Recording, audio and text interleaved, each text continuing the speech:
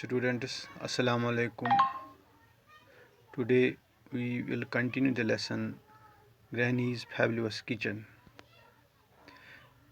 There were trees on all sides, and it was impossible to tell which one we were in until we answered her call.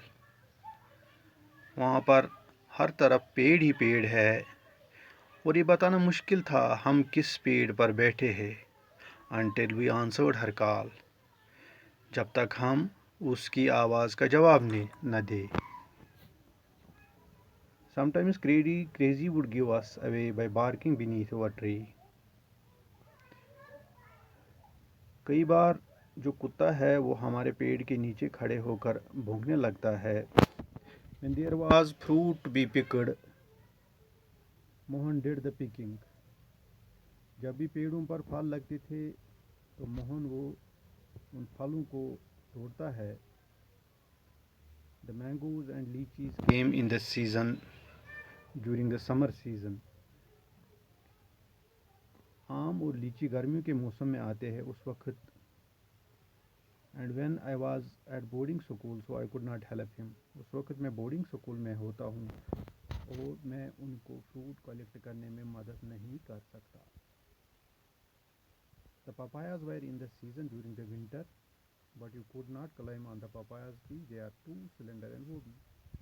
Papaya जो है वो सर्दियों के मौसम में आते हैं और आप उन पपाया के पेड़ों पर नहीं चढ़ सकते. They are too slender. वो बहुत ज़्यादा पतले होते हैं एंड वो भी और उनके ट्रंक सॉफ्ट होते हैं. अगर आप उस पर चढ़ेंगे तो आपको ऐसा लगेगा कि आप गिर जाओगे.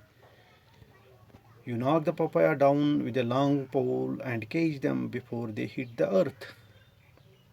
आप क्या करते हो? आप एक डंडा लेते हो और उससे पपीते को तोड़ते हो मगर उसको नीचे गिराने से पहले पकड़ लेते हो.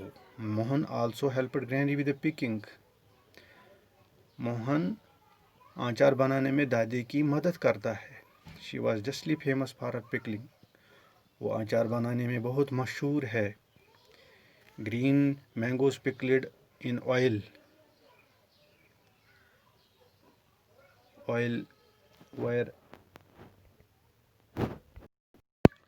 were always popular. So was her hot lime pickle, and she was equally good at pickling turnips, carrots, cauliflowers. वो हरे आम का आचार, तेल वाला आचार जिसमें तेल होता है, वो काफ़ी पॉपुलर है यानी मशहूर है. उसी तरीके से जो उनका नींबू का आचार है वो भी मशहूर है. इसी तरह से बाकी जो आचार है टर्निप का है, कैरेट का है, कॉलीफ्लावर है, चिलीज़ एंड अदर फ्रूट्स और दूसरे मेवों का और सब्जियों का. She could pickle almost anything from nasturtium seed to jack. वो किसी चीज़ का भी आचार बना सकती है. Uncle Ken did not care for pickles. He was always urging to make more and more. Uncle Ken जो है उसको कोई परवाह नहीं है आचार की, इसलिए वो हमेशा दादी को कहता है कि आचार बनाओ, आचार बनाओ.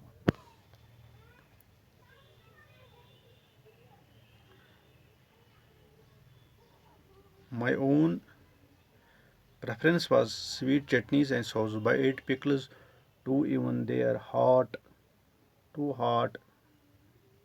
मुझे ज़्यादा वो मीठी चटनी व आचार पसंद आती है, लेकिन मैं तब भी आचार खाता हूँ जिसमें ज़्यादा मिर्ची होती है. One winter when Granny funds were very low, Mohan and I went from house to house to selling pickles to her. एक सर्दी की मौसम में जब ग्रैंडी के पास, दादी के पास कुछ कम पैसे हो रहे थे, मोहन और मैं घर जा जाकर आचार बेच रहे थे. In spite of all the people and pets she fed, Granny was not rich. The house had come to her from grandfather, but there was not much money in the bank. The mango crop brought in fair amount every year, and there was a small pension from the railway. इतने सारे लोगों को, सारे जानवरों को खाना खिलाकर रहती थी, लेकिन तब भी ग्रैंडी जो थी वो अमीर नहीं थी. जो मकान था वो मोहन के ग्रैंडफादर से यानी उसके शौहर से उनको मिला था, यानी कि लेकिन बैंक खाते में खासी रकम नहीं थी। The mango crop brought in a fair amount every year and there was small pension from the railways. Bank खाते में उनको खासी कम रकम थी और आम की फसल कुछ रुपये मिल जाते थे और उसे रेलवे से भी कुछ पेंशन मिलती थी, क्योंकि मोहन का जो ग्रैंडफादर था उन्होंने डबरा से रेलवे लाइन बिछाने में उनकी मदद की थी। But there was no other income, उनके पास और कोई आमदनी नहीं थी। And now that I come to think of it, all those wonderful meals consist of only of one course. और जब मैं सोचता हूँ कि मेरी भी जितनी भी अच्छी अच्छी मील्स है, इन सब में स्वीट डिश है।